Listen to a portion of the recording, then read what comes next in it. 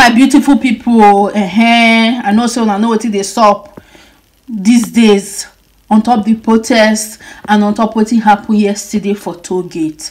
Now the update when I bring for now be say most of all these people now when they be like say the fire where they fire up, not touch, not let go. They can't they fear for their life, say mobile police them, can't they find them. People like these TVC ladies them where they sit down inside, they do their own, show. They talk about what they saw. Now they talk, say they go break inside their studio. They not fit do their show. They not fit talk waiting they sup, like waiting happen for the Tollgate when they be like say they see one put mat. People they put mat the way they fit, because social media they give people power when you be like say if you not give you for face to face, you get people where fit stand for front of their camera and say Buhari is a bad boy, probably cannot stand in front of Buhari to say you're a bad boy. So social media they give people power at least, and they make what people they hear, many people their voices, like Nigerians their voices. Now they attack all the social media platform. They sue the Mr. Jack, that is the CEO of Twitter, of 1 billion naira. Now because they want use and they do scapegoats for other network like Facebook and Instagram and all that. You see, because these tweets that they tweet for Twitter, it can't they make the thing can't they go worldwide, say outside people safe. Can't they see what thing they happen, what people can't just put eye for the matter, waiting they sup for Nigeria. That's why they try to block this Twitter and block social media platform, because they don't see say Nigerians they sabi they use their social media where that one na gifted something for their body. You don't need to go school for you to feel they use social media. Nigerians they use social media well, so they try to attack the social media platform and attack people when you blast that they hold phones and they do their show and they post their show for air. This woman now, they say they go attack them and they scatter their studio. They not fit post video. Now she self can't carry phone, can't do 1 minute video, say see what's in the sub.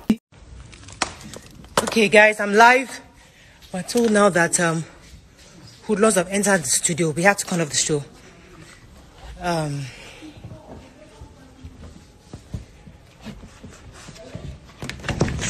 We're told that hoodlums have entered our studio. We had to cut off the show. We couldn't continue the show. We are going off now, and we're trying to get safe. Hoodlums have entered TVC, and they're attacking. They've started attacking us inside the studio. I had to cut off the show, and we couldn't go up. We can't continue the show right now. I don't even know what to do. Okay.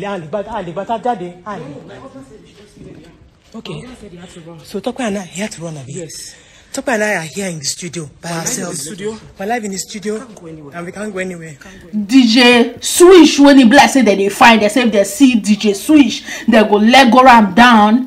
What did DJ Swish do for the matter be say yesterday night when he bless say the thing they happen where they switch lights, the Tollgate no get camera when he bless say they go take the video and nothing. Even the Tinubu self when he bless say they claim say he no know. And they talk and say come if na bag of money now they tie one place now for that Tollgate. Shall Mr. Tinubu go come talk say he no concern or he no see him.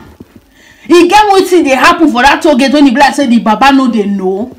Because now the thing when he bless say they make children jack old man for shit, drag and take rob ground. Now all these old men that they do, the way that they talk like this now, so the old man don't go relax for somewhere for France. You don't go shook his head, don't go hide the head. Apart from that DJ Swish and this women, so he get one guy like that when he bless say he carry phone that yesterday. I even see a video which I'm going to put. As per today, you don't the best I beg. Anybody where they around me, they can't rescue them because you can't be like say they find them. That is close to where I am. Just send me a direct message. Where I am now, I'm not safe. If you are a lovely friend, please just send me a direct message. I'm not safe here. The information gets into me downstairs that they are trying. My face is at the center of everything. Please, I'm not safe here. If you are a friend, please, if you are close to me, please just send me a direct message. Please, just send me a direct message. If you are close to where I am, please just send me that. I beg you in the name of God. I beg you in the name of God, please. Just send me a direct message now if you are close to where I am. Please. Please, just send me a direct message. I'm not saying where I am now. Please. Please, if you love me, please send me a direct message now. Let me be taken out of here. Please, I beg you in the name of God. Please, I beg you in the name of God. I beg you in the name of God. Just send me a direct message. I can't disclose my location here on live video. Send me a direct message. Please, I beg you in the name of God. I beg you in the name of God. Please. Please. Please, I'm begging you. Please. Please, just share this video. Anybody that is close to where I am now, please. If you can come here, take me off here. Please. Send me a DM now. Please. I'm begging you. Please. Oh my God.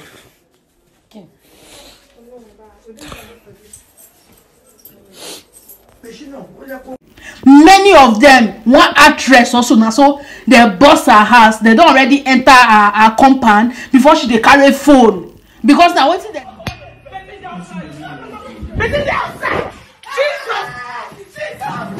Now what's their power reach? Make what people at least they see waiting they sup with them. Even though it's in your last minute. Most people these days then they go straight live. Because if you video the video, you feel make video and you not even can't get time to take post time because if you don't let go somebody before I post the video and nobody go know what happen. And at the way Nigerians I think they use the social media and I can't they even they pain themselves. What are they even fighting for? What Nigerians they actually they fight for? What did they even ask for? This particular thing when they ask for not supposed to be jara for the country. Be normal thing when the blessing supposed they like normal benefit as a Nigerian. You supposed get good road, supposed get good electricity. All this rubbish force men they supposed they treat them well, like treat Nigerians well like human being. In fact, even they are strangers themselves. White people, strangers themselves, they even treat them more with respect. That they treat them, that they see them as human beings. But their own black skin people, their own Nigerians, they not be human beings. What are they asking for that is too hard to do? On top this particular SN when blacks now to lego them, now they easier for them than to give them what they ask for. Waiting be that thing what they ask for. Now Buhari head now that they ask for. We can't reach this stage when the black say people self when the black say they carry their phone, even phone self no can they safe because they don't even want any video going on social media. They want blind Nigerians because see this phone so all these videos are where they do up and down. Now it be Nigerians their eye. Because if they not drop and down like that, outside people where they outside no go know what they sup. Inside the Nigerian ground, they not go know. So if they want close this social media now be say they want blind Nigerians now. They want blind Nigerians, they not go feed they post outside. Outside people don't go feed they know what they happen inside the Nigerian, and I go make them get the upper hand to do what they want to do. Before now fear of 40 people go talk, the world is watching, you know. Now they do them, but this is like they don't care. May they just close social media, may they just deal with the people anyhow they want to do them. What kind of thing is this one? May they see leave people when the bless now they carry their money and their mobile data, take buy data, carry their money, take buy phone, take video. May they see leave that one for people too. Because the only thing where black the people say can't get. Drop a comment down below. I go drop all this video of all these people when the black they cry now for their own life. DJ Switch, you don't even there for social media. No say most of now we don't see us that they even they find now. What did the lady do when make that they find out? Nobody say she do anything. Now because now she do that video, she can't go live. Make that they see us in her life. The thing they happen. Oh, they don't off a light. Oh, they don't off camera. Oh, make una see us in her life. Oh, now she go live. Now be the reason why they find out many of them. No be only DJ Switch. When the black say she don't they feel threatened on her own. She don't they feel threatened because she they go live or she the video what they happen for Nigeria. You don't reach like that. You don't reach like that. Make una hide well like all these ministers so even the uptown one they go France, America, kini one they go make una they hide well. Because if guy men they still touch una for that side, they go see they go drag una follow road. And una children any Cambridge one and they hide una children make una they hide them way. because hand go see touch them.